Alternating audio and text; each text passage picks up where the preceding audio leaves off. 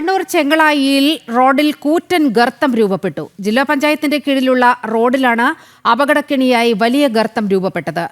റോഡിന് നടുവിലുണ്ടായ ഗർത്തം soil piping പ്രതിഭാസമാണ് എന്നാണ് പ്രാഥമിക നിഗമനം.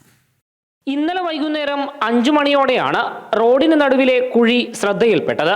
വൈദ്യുത കമ്പിയിൽ തൊടുന്ന മരച്ചിലകൾ വെട്ടാനെത്തിയ വൈദ്യുതി വകുപ്പ് ജീവനക്കാരാണ് ആദ്യം കണ്ടത്. ചെറിയൊരു കുഴിയാണ് ആദ്യം കണ്ടത് എങ്കിലും കമ്പെടുത്ത് കുത്തിയപ്പോഴാണ് ഗർത്തമാണെന്ന് വ്യക്തമായത്. നിരവധി ഭാരവാഹനങ്ങൾ കടന്നുപോകുന്ന ഈ റോഡിൽ ഭാഗ്യം കൊണ്ട് മാത്രമാണ് അപകടമുണ്ടാകാതെ രക്ഷപ്പെട്ടത്. അപകടം പറ്റിയാലോ എന്നുള്ളൊരു പേടിയുണ്ട്, ആശങ്കയുണ്ട്. കാരണം ഇന്നലെ തന്നെ പൂർണ്ണമായിട്ടും നമ്മൾ റോഡ് അടച്ചതാണ്.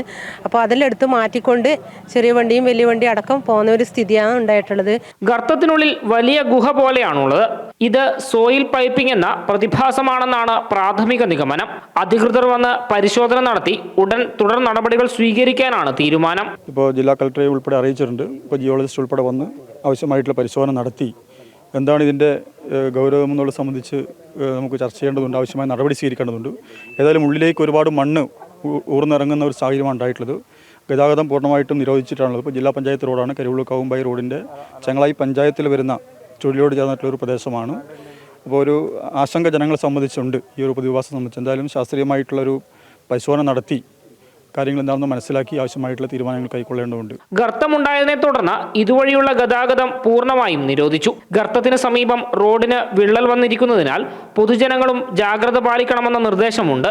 ജനം, കണ്ണൂർ.